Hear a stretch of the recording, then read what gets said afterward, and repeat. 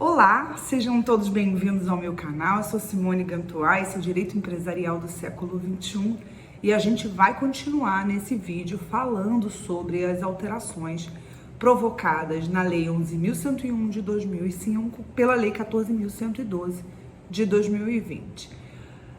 Se você está gostando dessa sequência de vídeos que eu estou produzindo, eu peço para você já deixar o seu joinha aqui, deixar o seu like para a gente poder continuar produzindo conteúdo bacana. Então, hoje a gente vai comentar, a gente está ainda falando sobre a recuperação judicial especificamente, a gente vai comentar os artigos 51, 51A, 52, 54 e 56. São 5 artigos aí para a gente comentar. E eu vou começar falando do artigo 51, e o artigo 51, ele fala dos documentos que acompanham a petição inicial da recuperação judicial. Esse dispositivo, ele foi muito mais ajeitado do que propriamente modificado. O que a gente tem de modificação e de jeitinho nesse dispositivo? Basicamente, o inciso 2, que tratava dos documentos contábeis que precisavam ser trazidos junto com a petição inicial, foi introduzida uma linha nova, que é a linha E, e essa linha, ela vai adaptar a documentação contábil com relação à possibilidade de consolidação processual e consolidação substancial. Vai falar aqui nessa linha nova, que é a linha E, sobre as questões envolvendo grupos econômicos. Então, isso é apenas uma adaptação, mas é novo, era necessário e foi alterado. O inciso 3, que fala da relação de credores que precisa ser trazida junto com a petição inicial, ela falava de uma forma um pouco menos detalhada. E agora ele fala em relação de credores sujeitos ou não sujeitos à recuperação judicial. Então, essa relação de credores cresce. Ele exige endereço físico, mas também endereço eletrônico dos sujeitos. E ele pede que a natureza dos créditos sejam ordenados, sejam identificados segundo o artigo 83 e 84, que eu já adianto para vocês que também foi significativamente alterado esses dispositivos que falam da ordem classificatória dos créditos na falência. Então, esse dispositivo ele foi alterado, mas substancialmente ele foi ajeitado. Além do artigo do inciso 3, que fala da relação de credores, o inciso 9 também foi alterado, que falava da relação de ações e execuções em curso, e ele dá uma ajeitada aqui e resolve também um problema já antigo, uma celeuma doutrinária e dogmática que já tinha, e vai colocar aqui nesse inciso 9 as ações, os procedimentos arbitrais. Então, os procedimentos arbitrais também devem constar dessa relação de ações do artigo 51. E aí foram introduzidos 2 novos incisos, o inciso 10 e o inciso 11. O inciso 10 vai falar da necessidade de uma relação de débitos de passivo fiscal, né? Você precisa descrever o passivo fiscal também como documento que acompanha a sua petição inicial. E por último, a relação de bens do passivo não circulante. Então você precisa identificar a relação de bens do passivo não circulante, inclusive aqueles que não estejam sujeitos à recuperação judicial, tá? Então, todos os bens do passivo não circulante devem ser identificados. Mas eu não sei o que é passivo não circulante. Não obstante o fato que eu acho que o advogado precisa saber um pouco de contabilidade, o passivo não circulante são aqueles bens não consumíveis e que não estejam à venda, né? Que não sejam objeto de comércio, né? Não sejam circulantes, por assim dizer. Porque o circulante, ele entra e sai. Esse aqui não, ele entra e fica em função dele ser de uso da própria sociedade, do próprio empresário. Além disso, foram introduzidos também nesse dispositivo 3 novos parágrafos, parágrafos 4º, 5º e 6º. Basicamente, o parágrafo 4º, ele regula a facilitação na apresentação da documentação societária, dos balanços obrigatórios, que a lei societária ela tem uma época própria para a apresentação desses balanços.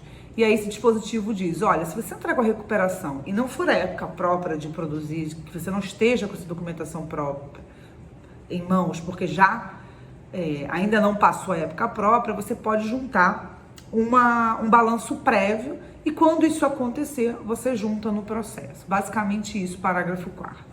O parágrafo 5º também resolve um problema antiquíssimo da petição inicial da recuperação judicial, que é o valor da causa. Então agora a gente já sabe qual é o valor da causa e ele é o montante de créditos sujeitos à recuperação judicial. E por último, e não menos importante, inserido então o parágrafo 6º, que vai falar e vai adaptar os requisitos do artigo 48 à realidade do produtor rural. E isso é uma solução também aqui de algumas questões e vai fazer, inclusive, referência ao próprio artigo 48, parágrafo 3º, que também foi um dispositivo que foi reestruturado a gente já fez um vídeo falando sobre ele.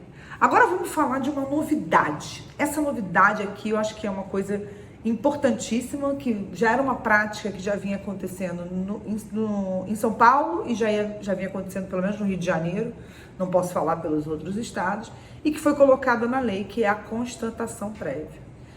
A constatação prévia ela é semelhante a um incidente processual em que o juiz, tão logo receba a petição inicial pronta, distribuída, ele, se achar necessário, porque ela vai ter várias circunstâncias, ele vai instaurar o procedimento de constatação prévia.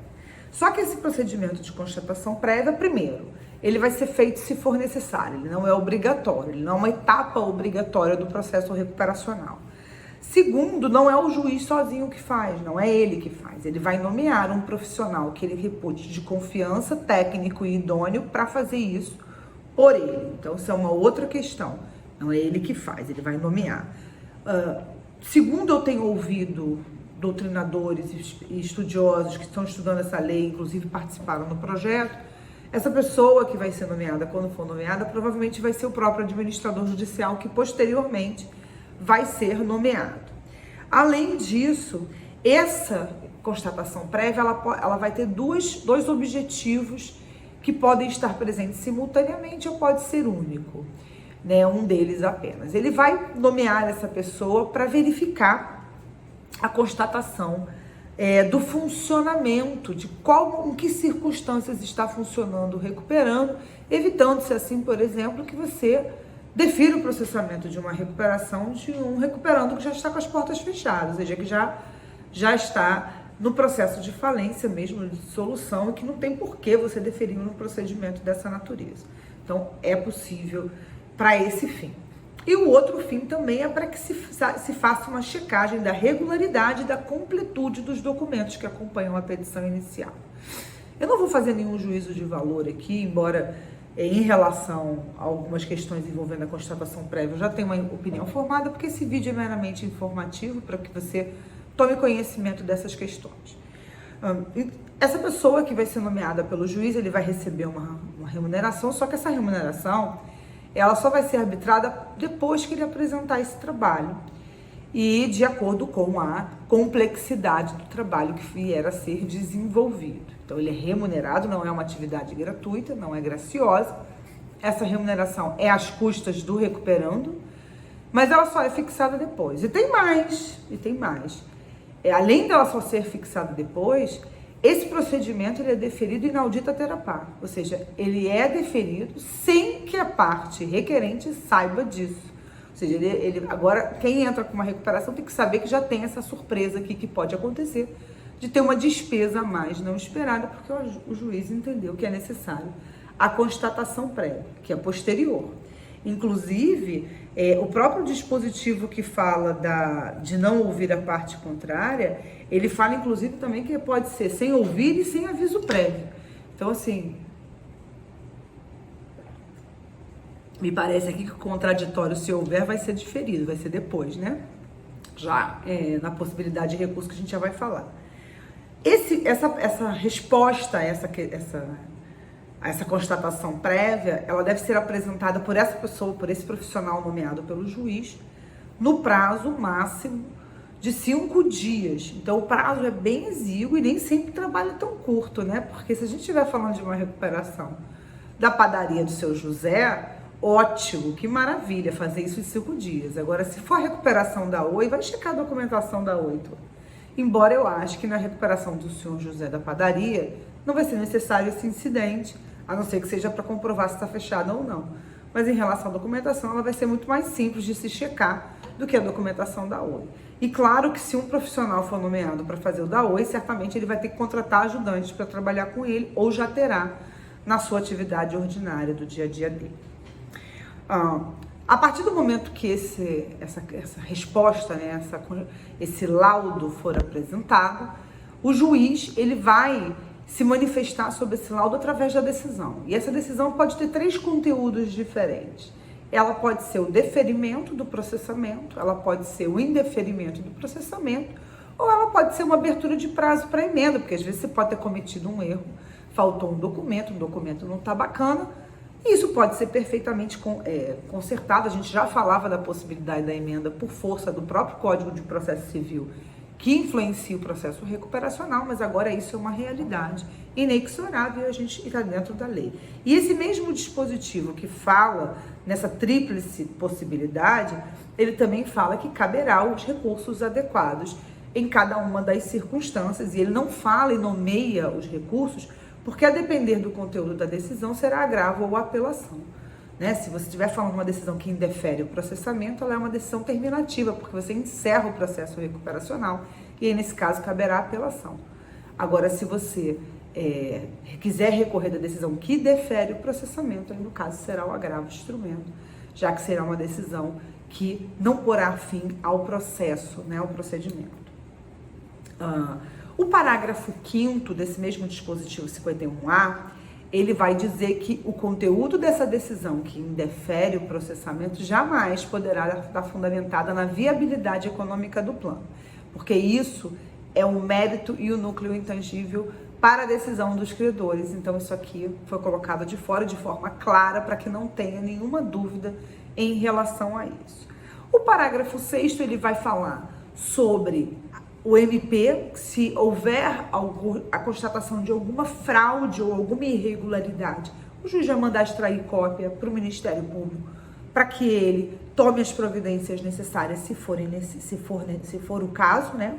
E o parágrafo 7º, ele vai deixar claro algo que, ao meu ver, nem seria muito necessário, mas deixou claro que se nessa constatação for verificado que o juízo do principal estabelecimento não é esse onde foi proposta a recuperação, e aí o juiz vai encaminhar o processo ao juízo cometente, como não poderia deixar de ser, já que isso é uma tendência que está no próprio Código de Processo Civil, de que você não termina mais os processos, lembrando que a competência lá do artigo 3º da Lei 11.101, que não foi alterado pelo projeto, ela é um critério de competência absoluto, o STJ já disse isso. Mais de uma vez, inclusive. Agora vamos falar de artigos que são mais simples, né? Porque essa constatação prévia era algo muito novo, então a gente teve que ser um pouquinho mais detalhista em relação ao conteúdo alterado dessa inovação aí da constatação prévia. Mas vou falar um pouquinho do artigo 52. O artigo 52 ele fala do conteúdo da decisão que defere o processamento. Ele não foi substanciosamente alterado, ele sofreu 2 alterações no inciso 2 e no inciso 5. No inciso 2, ele vai readequar a decisão, a redação desse dispositivo em relação às certidões negativas e vai fazer referência a um dispositivo da Constituição Federal, artigo 195, parágrafo 3º. E o inciso 5, ele vai determinar que o Ministério Público e as Fazendas sejam intimadas eletronicamente. E ele vai dizer, olha, além de ser eletrônica, eu tenho que dar a eles o conhecimento para que eles informem de eventuais créditos que eles tenham em relação ao recuperando. Então, isso também foi uma alteração que foi feita no conteúdo da decisão que defere o processamento. Um outro dispositivo que foi alterado, que também estava programado para eu falar para vocês nesse vídeo de hoje, é o artigo 54. Eu costumo me referir ao artigo 54 da Lei 11.101 como um núcleo intangível do plano de recuperação judicial, porque ele se refere aos créditos trabalhistas e determina que esses créditos trabalhistas, eles precisam ser pagos em apenas um ano, né, no prazo máximo de um ano. Então, esse dispositivo, originariamente, ele era um caput com um parágrafo único, e o parágrafo único ele se referia a créditos vencidos mais próximos do pedido de recuperação daqueles que estavam trabalhando. O parágrafo único virou o parágrafo primeiro, ou seja, alteração, não houve alteração na redação original desse dispositivo, apenas renumeração, e foi introduzido o parágrafo segundo. Esse parágrafo segundo que é a grande novidade, porque ele vai dizer, olha, é possível que você aumente esse prazo, ou seja, você prorrogue, estenda esse prazo para até 2 anos, se você preencher aqui cumulativamente 3 requisitos. Que requisitos são esses? Primeiro, eu preciso, se o juiz entender, dar garantias, né? Mas essas garantias do inciso 1 é se o juiz entender que são necessárias. O inciso 2 vai dizer, olha, os credores trabalhistas precisam aprovar essa extensão na forma do artigo 45. Então, eles deliberam na forma do artigo 45, que é por cabeça, essa classe de credores delibera por cabeça, precisa ser mais da metade, mas precisa ser por cabeça, e eles votam permitindo ou não essa extensão. E o inciso 3, que acho que é a grande cereja do bolo aqui, porque acho que é isso que permite esses 2 anos, é dar garantia integral às dívidas trabalhistas que estão sendo estendidas. E aí eu tenho que garantir integralmente. Quando ele fala no inciso 1, ele fala de garantias de uma maneira geral e não fala em integral. Embaixo ele fala garantias para as dívidas trabalhistas e garantias integrais. Então, preenchido cumulativamente esses 3 requisitos, o juiz vai poder estender o cumprimento da obrigação por 2 anos. Então, isso é uma novidade, porque antes falava assim 1 ano, e em 1 ano ele tinha que cumprir todos os débitos e pagar todos os débitos trabalhistas. E por último, para a gente encerrar esse vídeo de hoje, esse vídeo 20, que a gente já está falando aqui, esse vídeo 20, esse vídeo, eu já nem sei mais que parte que é, eu falei 20, não sei nem porquê. A gente está falando desse vídeo aqui, a gente vai falar do último dispositivo, que é o artigo 56, que também traz uma super novidade para o processo recuperacional, que é a possibilidade de que, terminada a deliberação do plano, se ele vier a ser rejeitado na mesma assembleia em que ele for rejeitado, o administrador judicial, ele suscita a votação para que os credores se manifestem o interesse de, no prazo de 30 dias, apresentar um plano substitutivo, um plano de credores substitutivo. Se eles se manifestarem nesse sentido, e essa manifestação deve ser feita com um quórum superior de mais de 1/5 dos créditos presentes na Assembleia, ele vai poder apresentar esse plano. Só que esse plano não é uma tarefa fácil, porque o parágrafo 6º, que foi introduzido no artigo 56, ele faz uma série de exigências para o conteúdo desse plano que vai ser apresentado pelos credores. Então, assim, eles têm que estar com muita vontade de apresentar um plano substitutivo, porque ele não é uma tarefa fácil. Mas isso é uma novidade. Então, agora, por deliberação sequencial ocorrida dentro da Assembleia Geral de Credores, eu vou poder, então, apresentar, se for deliberado nesse sentido, um plano pelos credores, um plano que vai substituir o plano rejeitado, mas um plano pelos credores, e esse plano ele deverá ser apresentado no prazo de 30 dias, que também é uma questão muito exígua, né? Você tem um prazo de 60 dias para apresentar, mas os credores só têm 30. O parágrafo 7º, ele vai dizer que esse plano, inclusive, ele pode conter captação de recursos, ele vai dar uma amplitude em relação às formas de financiamento desse plano, ele vai falar em alteração de controle, etc. Mas, assim, para mim isso nem era necessário, já que você tem um rol de meios de recuperação, bastava você não restringir, que eles poderiam utilizar. O parágrafo 8º, ele vai deixar claro que se os parágrafos acima, né, nessa hipótese de plano substitutivo, vierem a ser aplicadas, se esse plano não for apresentado, né, se esse plano for rejeitado, ou ele não fizer a opção pela apresentação do plano substitutivo, que estão regulados nos parágrafos antecedentes, o juiz, então, vai decretar a falência.